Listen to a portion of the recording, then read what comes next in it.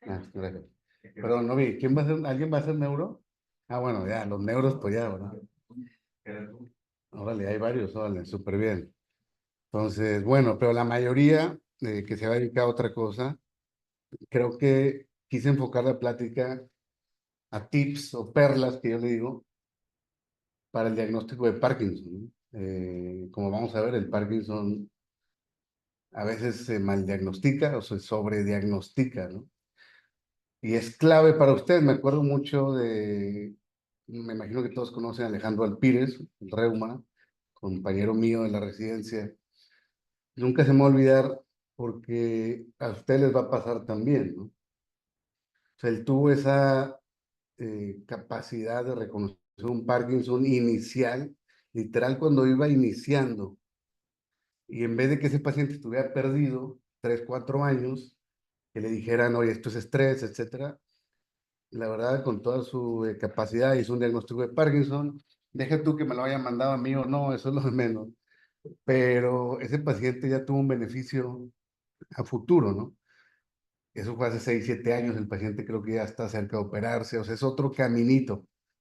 So, yo sé que no se van a dedicar a Parkinson o a estas enfermedades neurológicas, pero sí es clave el diagnóstico oportuno. Por eso quise enfocar en la plática en perlas en el diagnóstico de la enfermedad de Parkinson.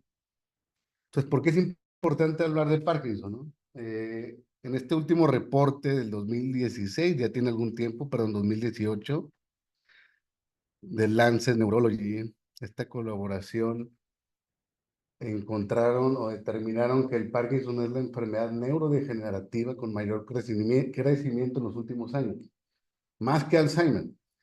Y se estima que para el 2040 la cifra actual, que ya debemos de andar como en 7, 8 millones mundial, a nivel mundial, se triplique, ¿no? Entonces, todos los internistas, todos los geriatras, en los próximos 10, 15 años va a haber un boom de la enfermedad de Parkinson, ¿no? Entonces, tienen que estar preparados para esto, ¿no? Vaya, hay mil factores que no es el tema de la plática, de por qué está aumentando tanto, pero bueno, el punto es tener ese conocimiento de que cada vez vamos a ver más Parkinson, ¿no? Además, como pueden ver, siempre me preguntan, una vez un doctor me preguntó cuál es la enfermedad en medicina que tiene más síntomas. Obviamente algunos van a decir lupus, algunos van a decir esclerosis múltiple, yo voy a decir Parkinson, ¿no? Es una enfermedad que puede tener más de 70 síntomas. Obviamente no al mismo tiempo, y no todos los pacientes desarrollan todos los síntomas, pero como pueden ver, o sea, puede haber una gran variedad de síntomas motores, que son los principales con los que hacemos el diagnóstico. Puede haber una gran variedad de complicaciones asociadas al tratamiento. Puede haber muchos síntomas que ya son resistentes a la terapia farmacológica y además una gran variedad de síntomas no motores, ¿no? Entonces, además de que es una enfermedad que cada vez se va a ver más, la tenemos que conocer porque tiene una gran variedad de presentaciones, ¿no? Y aquí es donde puede haber la confusión en el diagnóstico. Pues por eso quiero darles las perlas, ¿no? Cómo agarrarlo de manera temprana y que no se nos escapen otros diagnósticos. Entonces, por ejemplo, vamos a empezar. Son 3 pacientes, son 2, 3 minutos. Aquí quiero ver, así a ojo, así clínico, que levanten la mano y me digan quién tiene, adelante, cuál paciente que tiene o tienen Parkinson, ¿no? Vamos a ver primero. eh, bueno, voy poniendo los tres, ¿no? Pues esta es la exploración que hacemos en la consulta. Empezamos con una revisión en reposo, lo distraemos al paciente tratando de buscar algún temblor, ¿no? Si podemos ver al paciente inicial, un poquito un temblor en la mano derecha de manera asimétrica. Si vemos el paciente en medio, una facies un poquito hipomímica, a los movimientos alternantes, sobre todo el lado izquierdo, vamos a ver un poquito lento, ¿no? El paciente del lado derecho igual, una facies un poquito hipomímica. Aquí, déjame quitar esto. Ven cómo se va haciendo más lenta la mano izquierda, ¿no? Conforme va haciendo los movimientos repetitivos. Entonces, esto es la exploración que hacemos en la consulta, tratando de buscar lentitud del movimiento, tratando de buscar eh, temblores de reposo, temblores de acción, ¿no? La rigidez no la muestro porque pues, es una parte de la exploración que nosotros sentimos. Vemos la marcha, ahorita vamos a ver la marcha de los 3 pacientes. Un poquito ligero disminuido el braceo del lado derecho en este paciente. Déjame adelantar este video. Y la marcha de los pacientes. Acá hay disminución del braceo. Se siente ligeramente bien, un poquito la postura inclinada, ¿no? Entonces, así, a ojo clínico, ¿cuál o cuáles de los tres tiene Parkinson? El tres, dicen acá.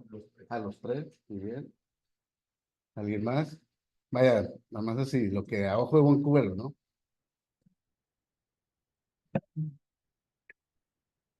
El primero, el segundo, los tres. ¿Eh? El primero, el tercero, ¿no? Los tres llegaron con diagnóstico de Parkinson a la consulta. Ninguno de los tres tiene Parkinson. El primero tiene una distonía, es un temblor distónico de la mano derecha, con una distonía cervical.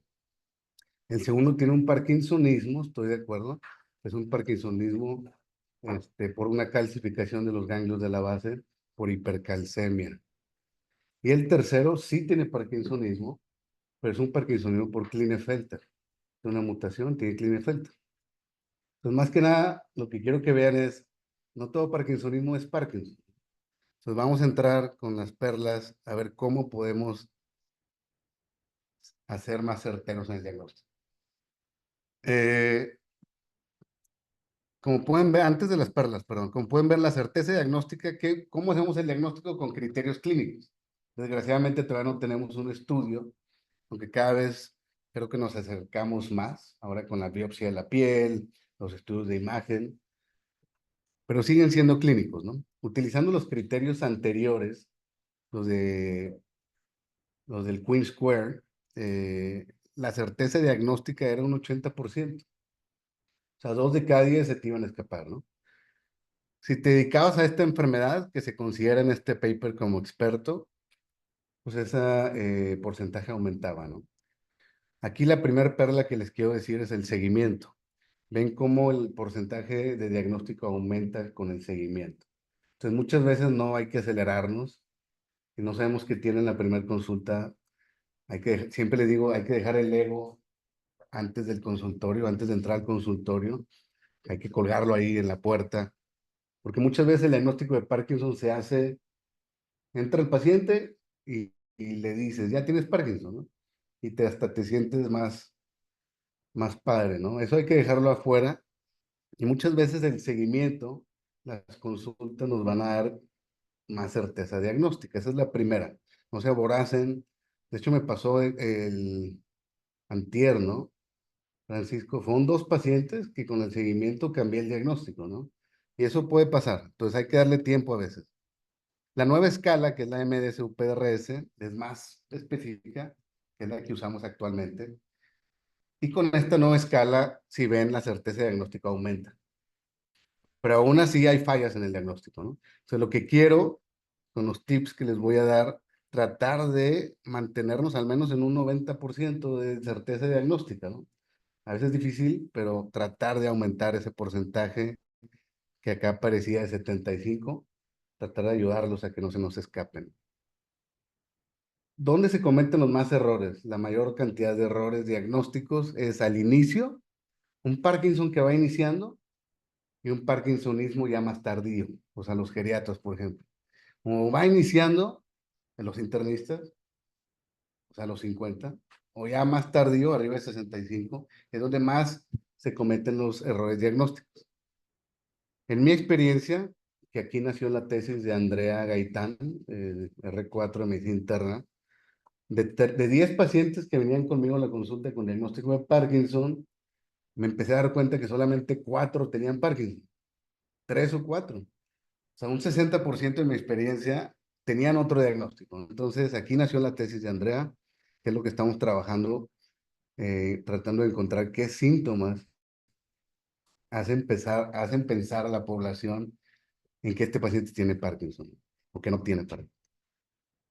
Muy bien, ¿y cuáles son los diagnósticos que se omiten, que se nos escapan? Son estos, ¿no? El temblor esencial, el temblor distónico, parkinsonismo vascular, hidrocefalia de presión normal, neuropatías, miopatías, parkinsonismo medicamentoso o funcional.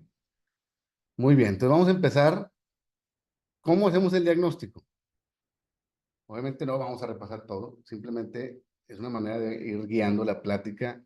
Estos son los criterios diagnósticos de la enfermedad de Parkinson, ya se publicaron hace casi 8 o 9 años y son pasos a seguir.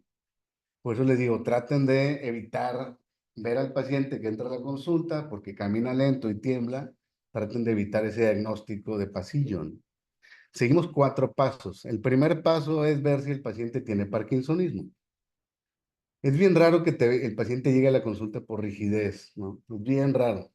Casi siempre va a llegar por temblor o por caídas o problemas de la marcha. Entonces, cuando te llega un paciente por temblor o problemas de la marcha, enfóquense a ver si tiene parkinsonismo, ¿no? Es bien raro que te llegue porque siente rigidez, ¿no? Entonces, ¿qué es parkinsonismo? Pues es una triada. Bradicinesia es el síntoma principal. Siempre pensamos que temblor, ¿no? Pero bradicinesia es el síntoma principal. Y esta puede tener temblor de reposo y o rigidez, ¿no? Entonces ya con esos 3 síntomas que ahorita los vamos a ver, podemos catalogar a ese paciente en síndromes. En neurología siempre englobamos en síndromes. Aunque este paciente tiene parkinsonismo. Y de ahí parte ahora sí la historia, ¿no? El siguiente paso es buscar criterios de exclusión. Todos los de acá. Pues ahí es la exploración física, ¿no? Si tú encuentras cualquiera de estos 9 síntomas, piensa en otra cosa. Ya, piensa en otra cosa. Este es un parkinsonismo por otra cosa. Oye, no, no tiene ninguno. No tiene ninguno de estos. Ah, bueno, a ver, ¿cuáles son criterios de apoyo? Fíjate que tiene un temblor de reposo muy característico, ¿ok? Eso te apoya. Y si ya está tomando medicamentos, es común que ya estén tomando, tiene discinesias, como Michael J. Fox, discinesias inducidas por levodopa, casi prácticamente estamos hablando de una enfermedad de Parkinson, ¿no?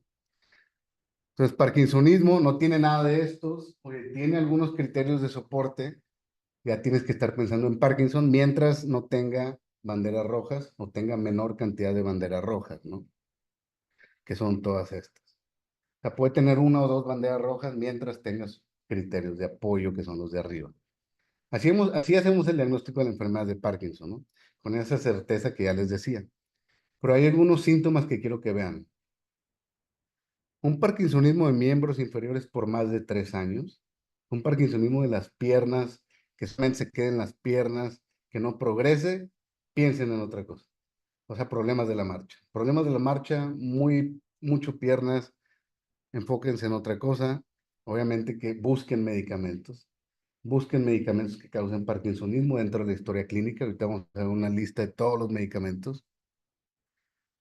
Obviamente, como los otros pacientes, un paciente que tiene una hipercalcemia, un paciente que tiene Klinefelter, tiene evidencia documentada de otras causas de parkinsonismo, o un estudio de imagen DaTscan. No voy a entrar en detalle, pero algunos se hacen el DaTscan, lo traen normal, pues esto es otra cosa, ¿no?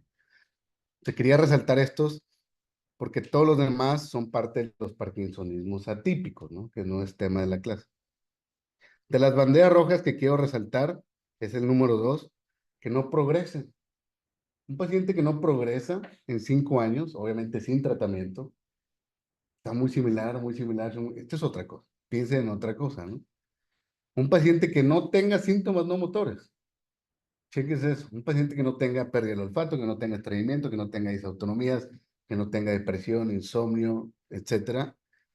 Que no tenga, ¿no? Ninguno. Piensen en otra cosa. Al diagnóstico, la mayoría tiene 2, 3 síntomas no motores, ¿no? Y los más comunes al inicio, olfato, depresión, trastorno del sueño REM, estreñimiento y síntomas urinarios bajos. Entonces, si no tiene síntomas no motores, piensen en otra cosa. Y el otro que quería resaltar es un parkinsonismo simétrico. Hay que recordar que el parkinsonismo siempre se mantiene asimétrico. Un parkinsonismo simétrico, piensen en otra cosa. Muy bien. Y esta diapo, tómenle foto o memorícensela, no sé cómo le van a hacer, porque ustedes manejan muchos de estos medicamentos, ¿no? Los parkinsonismos medicamentosos, todos estos ocasionan parkinsonismo. Obviamente, ¿hay psiquiatras aquí?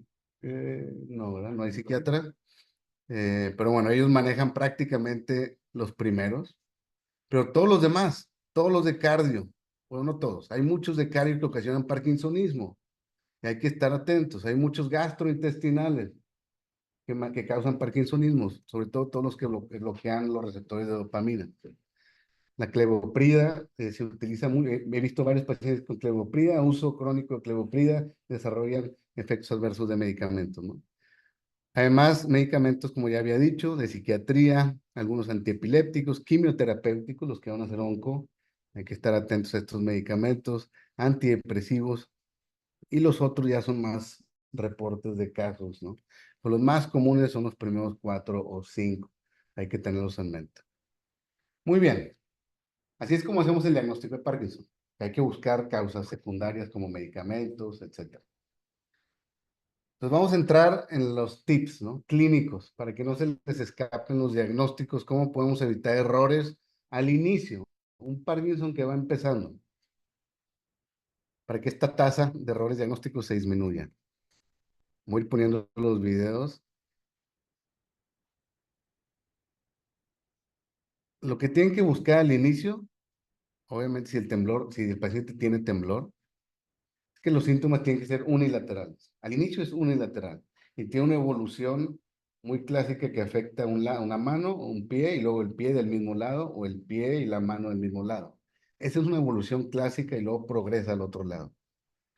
Pero al inicio es unilateral, después se mantiene asimétrico. Como pueden ver, el paciente en este pues, tiene un temblor más de un solo lado, ¿no? El temblor de reposo, vamos a verlo, el temblor de reposo. Hay que asegurarnos que la extremidad esté completamente en reposo. Uno. Dos, no es nada más temblor, ¿no? Es una flexión, extensión de los dedos, una supinación del antebrazo. Es muy distal el temblor. Por eso algunos le llaman en cuentamonedas, ¿no? Parecía que está contando monedas el paciente. Ese es el temblor característico parkinsoniano. Que no se los olvide, el temblor clásico. Cuando buscamos lentitud del movimiento, les recomiendo hacer series largas del movimiento. Muchas veces lo hacemos rápido, 3 segundos, 3 segundos, 3 segundos, no te ayuda mucho. Yo a veces me avento 15, 20 segundos, ¿no? Tratando de buscar ese decremento en la velocidad y en la amplitud. Un decremento en la velocidad y un decremento en la amplitud. Eso es bradicinesia. El paciente está lento desde el inicio y no hay un decremento, esa es otra cosa. Es debilidad, catatonia, no sé, otras cosas, ¿no? Busquen ese decremento, eso es bradicinesia. Y el temblor de reposo, hay un temblor muy clásico parkinsoniano, que es un temblor reemergente. Es el que vamos a ver en este video de aquí abajo. Ven cómo está temblando la mano izquierda. A la hora de hacer el movimiento se quita el temblor y después de 6 segundos reemerge el temblor en las posiciones. Es un temblor reemergente muy característico de la enfermedad de Parkinson, ¿no? Que también lo vemos a la hora de que el paciente camina. Entonces, busquen estos datos, distraigan al paciente para desencadenar el temblor. Por eso lo ponemos a contar los meses del año, digo, a decir los meses del año. Pónganlos a caminar siempre para buscar una disminución del braceo. Muchas veces el temblor se activa al caminar. No lo veo en la consulta porque a lo mejor el paciente lo está deteniendo y a la hora de ponerlo a caminar, ¡pum!, se activa el temblor. Entonces, estos son datos clínicos que nos ayudan a disminuir los errores diagnósticos al inicio. ¿Ok? Muy bien. El primer error diagnóstico es el temblor, ¿no? ¿Cómo podemos mejorar todavía la certeza diagnóstica? Yo veo que todos los pacientes que tiemblan, creemos que tiene Parkinson. Paciente abuelito, que tiembla, tiene Parkinson. Paciente que no sé qué, tiene Parkinson. Entonces, ¿cuáles son las características del temblor que nos debe hacer sospechar en Parkinson o en otras cosas? Muy bien. Un temblor mentoniano de la mandíbula o de la lengua en reposo. Un temblor mentoniano de la mandíbula o la lengua en reposo y luego habla el paciente y se quita, es parkinsoniano. Es igual que el de la mano. Un temblor en reposo que la mueve, se quita, ¿no? Al movimiento se quita. Un temblor que cede a la acción, ¿no? Entonces, el temblor de reposo, ya sea en el mentón, en la boca, en la lengua o en la mano, que se quita de la acción, es un temblor parkinsoniano. El temblor reemergente, como ya mencioné, y el temblor que cede a la acción, esas son características de un temblor parkinsoniano. Puede involucrar piernas también. Temblor de cabeza, me voy a adelantar aquí tantito. Temblor de cabeza, eso no es Parkinson, ¿eh? Temblor de cabeza, una cosa es mentón. Temblor de cabeza, como en estos dos pacientes, o es temblor esencial o es un temblor distónico. Entonces, temblor de cabeza, piensen en otra cosa. Igual de voz, temblor de voz y de cabeza, distónico o esencial, ¿no? Otros errores que veo es, oye, es que no responde al medicamento, ya le di levodopa, no se le quita el temblor, no es Parkinson. Al contrario, hay que recordar que el 30% de los temblores parkinsonianos no responden al levodopa. Perdón, el 30% no responde al levodopa. Entonces puede ser ese caso, ¿no? Que no responda al levodopa y ahí ya buscamos otras estrategias, ¿no? Frente. Aquí vamos a ver otra vez el temblor reemergente. Y esta paciente, un temblor, vean cómo varía el temblor. La amplitud de la mano derecha, comparación con la izquierda, y ahorita va a cambiar la amplitud, va a cambiar la dirección, mucho muñequeo, y este fue un temblor reemergente. Entonces, cuando vemos un temblor que es inconsistente en la exploración física, que varía en direcciones, varían neuroanatómicamente, no hay congruencias, pensamos en un temblor de origen funcional. Entonces, aprendan estas características, búsquenlas en la consulta para que no se nos escapen los diagnósticos de temblor esencial o temblores distónicos. Muy bien. Segundo error que veo comúnmente, todo paciente que camina lento tiene Parkinson. Todo que camina lento, pasos cortos, y luego le agregamos que es mayor de edad, tiene Parkinson. Pues no, hay que recordar estos diagnósticos, ¿no? Vean esta marcha. Es un paciente mayor, vean cómo camina. Y estos son los que podemos evitar ya más tardíos, ¿no? Son los que inician tarde. Cuando a mí me dicen, no, acabo de iniciar Parkinson hace 2 años y tienen 80 años, ¿como a los 78? Sí, yo pienso en otra cosa. Sí puede haber, ¿no? Sí puede haber Parkinson de inicio tardío, pero el Parkinson inicia a los 50, 55. Es un parkinsonismo de 80 años que acaba de empezar hace 1 o 2 años. Yo pienso en otra cosa. Y son estas las principales enfermedades que tengo que buscar. Vean esa marcha de pasos lentos, pasos cortos, pero la base de sustentación es amplia. La base es amplia, ¿sí? Este paciente, la postura relativamente erecta, muy trabado, muy congelado. Él trata de caminar, pero no puede, ¿no? Le hicimos una resonancia, tenía una hidrocefalia de presión normal. Le hicimos una punción lumbar a las 2 horas. Eh, Obviamente la mejoría pues notoria, ¿no? Más del 50% de la mejoría. Ah, bueno, es que se pasó el bote y sí, sí, hasta se pasó el bote, ¿no? Y hizo menos tiempo incluso, pasándose de la marca, ¿no? Entonces, que no se les escape ese hidrocefalia de presión normal muy común en adultos mayores, la famosa triada, no siempre se presenta al mismo tiempo. Creemos que tiene que estar la triada siempre al mismo tiempo. No, no, no. La marcha es clásica, puede o no tener síntomas urinarios o deterioro cognitivo. El otro paciente, igual, una marcha lenta, pasos cortos, eh, vean la postura, el braceo relativamente muy normal, como si las rodillas estuvieran tiesas, ¿no? A ese le llamamos parkinsonismo de miembros inferiores. Hicimos una resonancia y mucha lesión vascular subcortical, ¿no? Que son enfermedades que no se les escapa. Siempre revisen los nervios periféricos. ¿A qué me refiero? Fuerza, sensibilidad y reflejos osteotendinosos. Muchos pacientes tienen neuropatías, miopatías y caminan lento con pasos cortos, ¿no? Es un diagnóstico diferencial muy común que yo veo, el desarrollo de neuropatías en adultos, no sé, diabetes, etcétera, y pueden estar caminando lento, ¿no? Pasos cortos. Y bueno, hay otra causa que se puede escapar de esa marcha cautelosa del adulto mayor, que se puede pensar que tiene una marcha parkinsoniana. Entonces, con estas características clínicas, que no se nos escapen los parkinsonismos vasculares, las hidrocefalias o las polineuropatías, ¿no?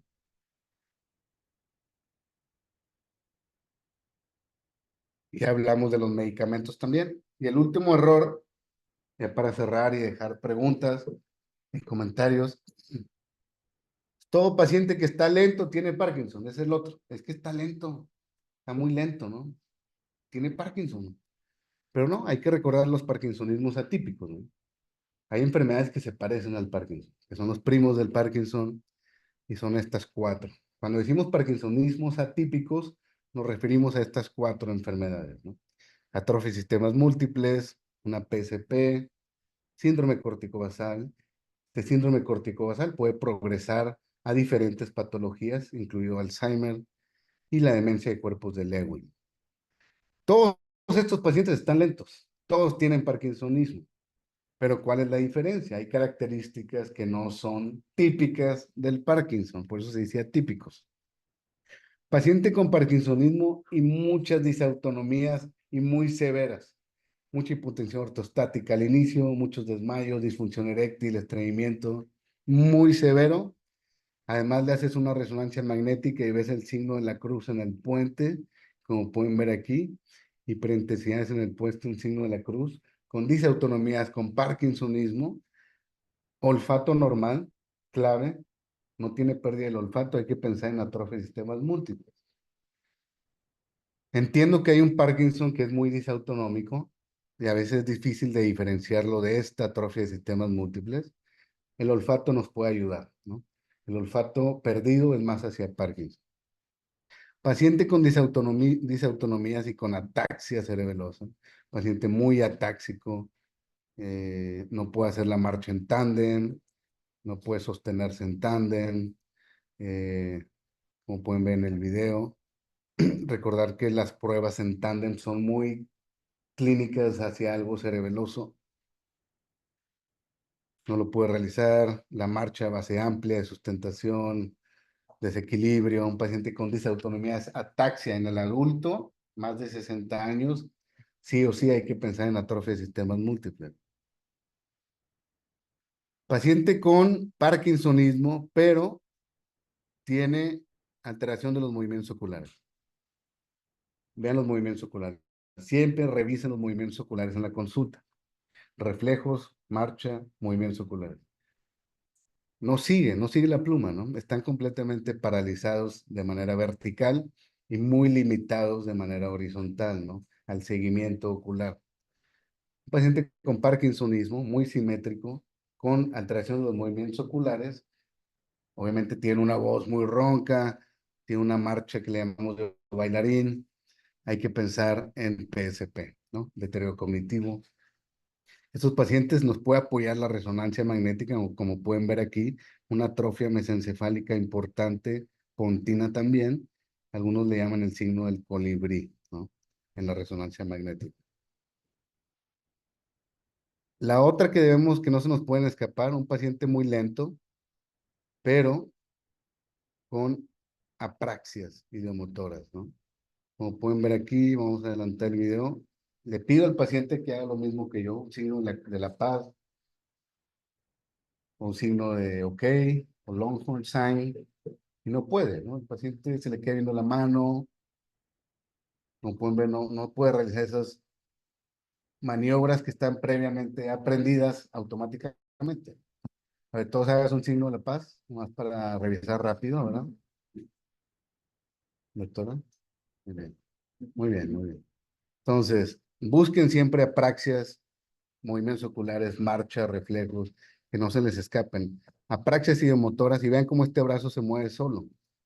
Estoy pidiendo que haga con el brazo derecho y este brazo se mueve solo, el fenómeno alienígena.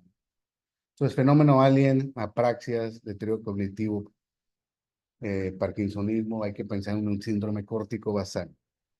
Y lo último es la demencia de cuerpos de Lewy, ¿no? Este parkinsonismo con muchas alucinaciones al inicio de la enfermedad y un deterioro cognitivo muy fluctuante, ¿no? Son sensibles a los neurolépticos, demencia de cuerpos de Lewy. Ya vimos todos los medicamentos que pueden ocasionar parkinsonismo. A veces es difícil, ¿no? A veces es difícil. Hay parkinsonismos medicamentosos que son muy clásicos, el temblor de reposo, la asimetría. A veces es difícil separarlos. Y aquí es donde pedimos ese estudio que les decía que se llama DAT-SCAN. Y el parkinsonismo funcional, igual que el temblor, hay que recordar, oye, varía mucho, no es congruente, es inconsistente, hay que considerarlo como de origen funcional. Entonces, todas estas patologías, espero que no se los olviden, recordar los principales datos clínicos y cubrimos prácticamente todos los diagnósticos comúnmente omitidos, ¿no? Y con esto cierro la plática.